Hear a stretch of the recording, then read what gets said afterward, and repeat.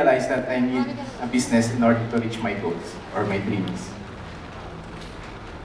And that is having my own business, and that is Fern Negosyo.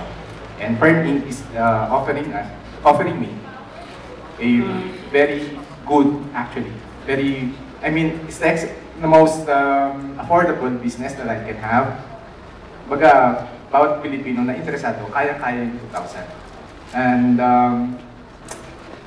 what impressed me most about this program was about the speakers, the NDP team. They showed humility.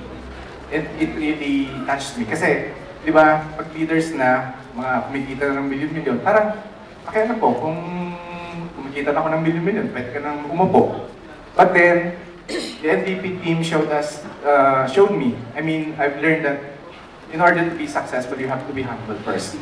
You have to humble yourself. Hi, sir. Okay. So, when I get back to Manila, I really have to work it out. You taught me that I have to plan, that I have to be systematically organized. That is, you have to plan kagabi yung about the dream board. Ang natutunan ko doon, you have to be realistic. Ano yung goal mo within a span of time? Baga, let's say January 2010, ako ang goal ko, magkaroon ako ng 10,000. Realistic. Pero, syempre pa, as you go along, mag-i-increase yun. Maraming salamat po.